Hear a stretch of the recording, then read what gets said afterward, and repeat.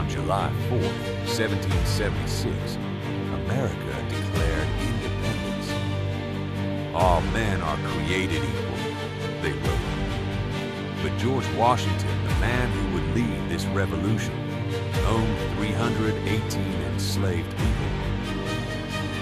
That's not a contradiction. That's the contradiction of America itself. We celebrate George Washington as the father of his country, the great leader, the visionary, the hero. But what if he was all of those things, and also one of the largest slaveholders in Virginia? How do you hold both truths at once? Today, we're gonna try.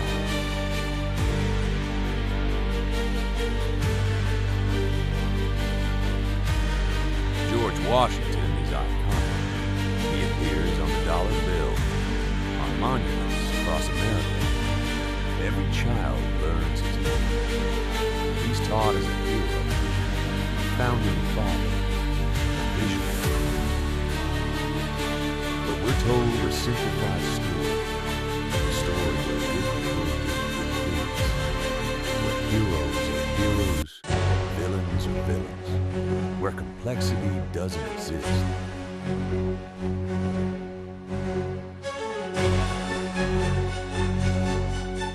What if I told you that Washington was both a brilliant military strategist who liberated a nation from tyranny and a man who enslaved hundreds of human beings for his entire life? That's not a failure of history. That's the reality of history. And understanding it changes everything.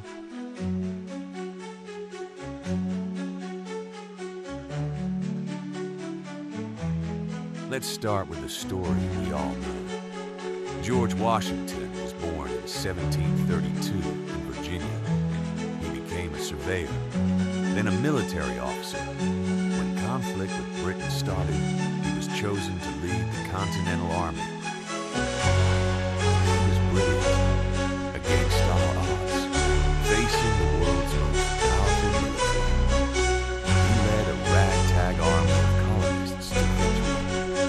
He crossed frozen rivers. He endured winters that nearly killed his troops. He refused to give up when everything said he should. He won. After the war, he was a hero. The people wanted him to be king, to rule America as a monarch. But Washington refused. No king but God, he said. Instead, he helped create the Constitution, the framework for a republic, a government of the people, by the people, for the people.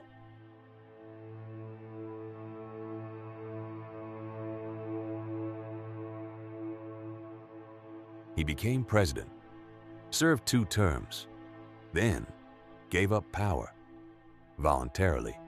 No one forced him. He could have ruled for life. Instead, he stepped down. This was unprecedented. No general in history had done this. He set the precedent. Presidents serve, then they leave. That's not a small thing. He died in 1799, mourned by the nation. He's remembered as the father of the country, the man without whom America wouldn't exist, the leader who put principles above power, honest, strong, visionary. That's George Washington, according to the textbooks. And it's all true. He was a brilliant strategist. He did refuse to become king. He did set precedent for stepping down. He did change the course of human history. All of that is real, but it's incomplete.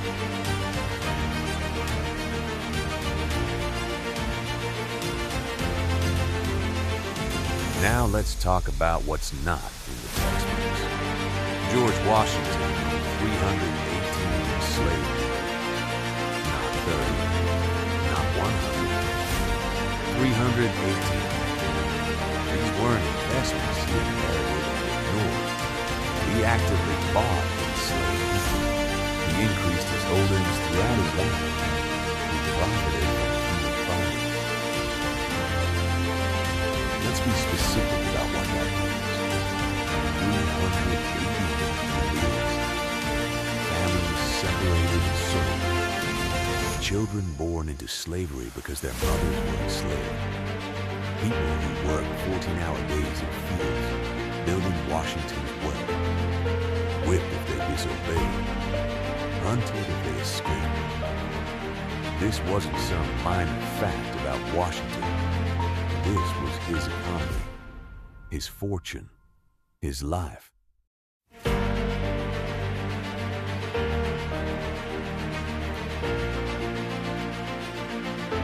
And here's the uncomfortable part. Washington knew slavery was wrong.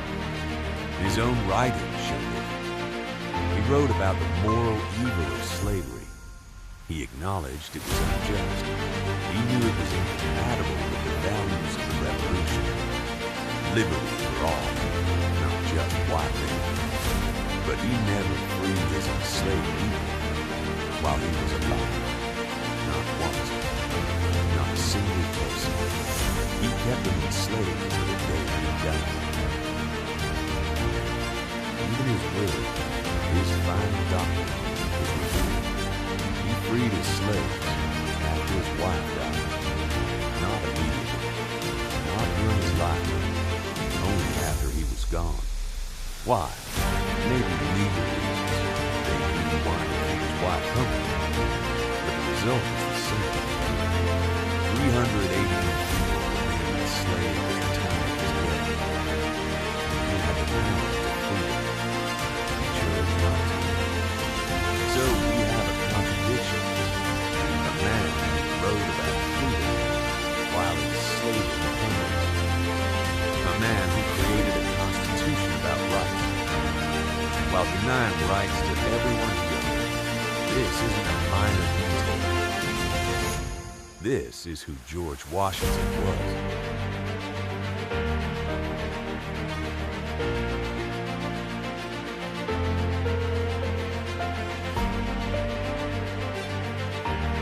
So, what do we do with this? How do we understand George Washington? Many people's reaction is, he was a hypocrite, a villain, forget it. But that's too simple, because it's not that Washington was a hypocrite. It's that he was human. Humans contain contradictions. We hold multiple truths at once, usually without realizing it. Washington believed in freedom and enslavement. He risked his life for liberty and denied it to others. He created beautiful ideas and failed to live by them. None of that makes him real. It makes him real. And that's the uncomfortable lesson of history. The people we celebrate as heroes weren't perfect. They didn't have all the answers. They made choices that hurt. And those choices mattered. The 318 people Washington enslaved, their lives were destroyed. That's not abstract philosophy. That's real suffering caused by a real person. He was also great at other things.